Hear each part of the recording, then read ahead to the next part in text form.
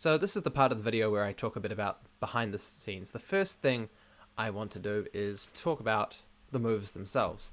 Now, this was the artifact hunter class, and basically we took a whole bunch of, I took a whole bunch of AE artifacts that I like, and I asked on Twitter for what people liked as well, and I just took the artifacts and I turned them into a class. Now, I came up with a huge list of various iconic or important artifacts in the Artix Entertainment universe, not just from AQ Worlds, but from Dragon Fable and Adventure Quest and MechQuest and everywhere, and I took the best, and I had this whole list, and I thought, well, let's turn it into a class. Let's assign one artifact for each move. So, for anyone who couldn't guess, Strike of Ore is inspired by the Blade of Ore.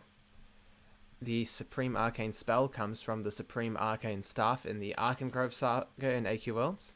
The Shiny Mirror Shield actually two places. It comes from the Mobius Zone, the First Lord of Chaos, where you use the shield to deflect the Chaos spell against Chaos Lord Asherion. Excuse incorrect pronunciation.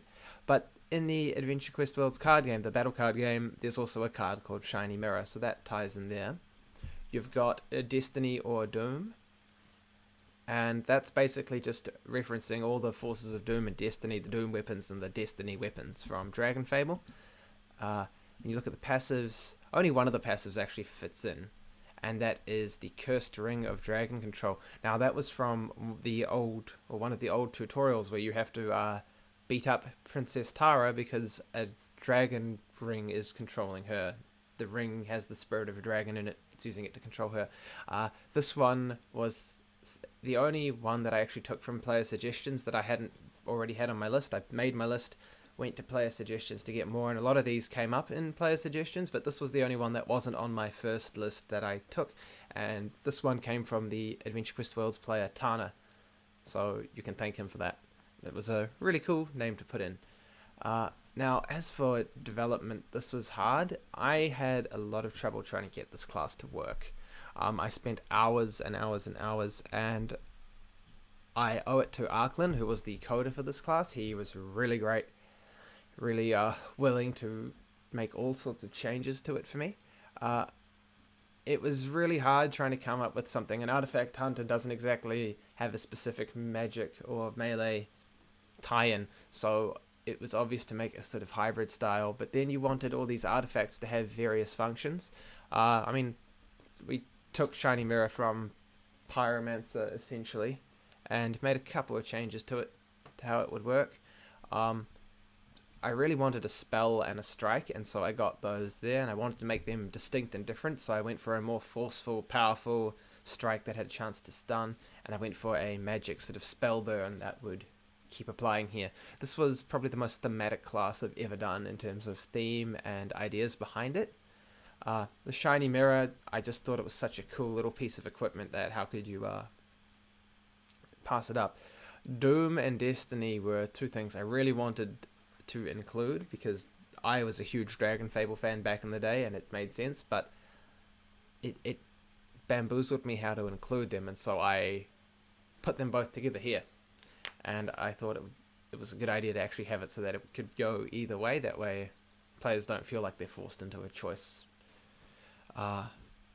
This move was actually the hardest. These three fell into place, but I didn't want to put a heal here because then it would just be too similar to Pyromancer for my liking.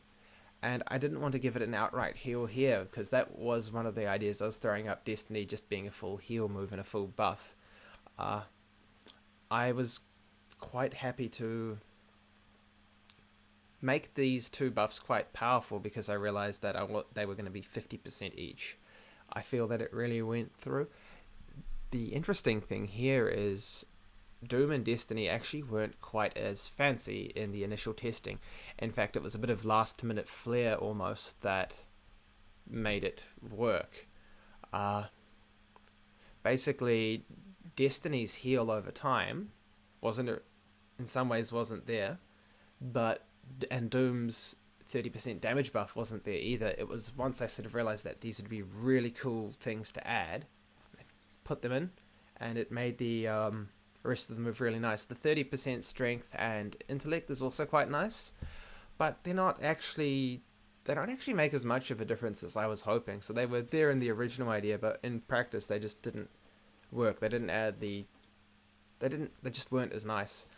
Uh, and that was partly why the passive here is so generous, because I realized it would go well with this final move, and I realized that although the strength and intellect don't actually make that much of a difference on their own, so put them both in and add them next to another move. The the second passive was, I don't want to make it specialized too much, so this was just a little bit of everything just to make it nice, but not to really gear it towards anything too much. Something else.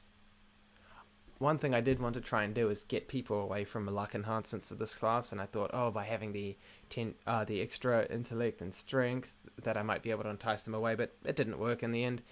There's just something innate about the luck stat, which seems to be better almost everywhere, which is something I'd like to fix one day, but I can't do anything about that now. So, yeah. Because of that, although Artifact Hunter I think was a great success in terms of what players thought, I do think it could have... I think for me, there was a bit of a letdown that it didn't encourage people to use diverse enhancements. That's just a little personal thing. I know a lot of PvPers don't like it because it's too powerful, but that's a birthday class, and actually that's something else I want to add. I had the pressure of Vindicator of the Shunin and Dragon Shinobi. A lot of people had high expectations for a birthday class after some of those, especially Vindicator of the, so I feel like I rose to the challenge with Artifact Hunter. So I think you've heard enough of my rambling. I really like this class. It's my favourite class that I've made. And I hope I can not necessarily make a more powerful class than it, but make a more fun class to use. And something still powerful. So, yep, that's me, and I'll see you next time for the Cryomancer class, which is the 4th class I've made. Till then, bye.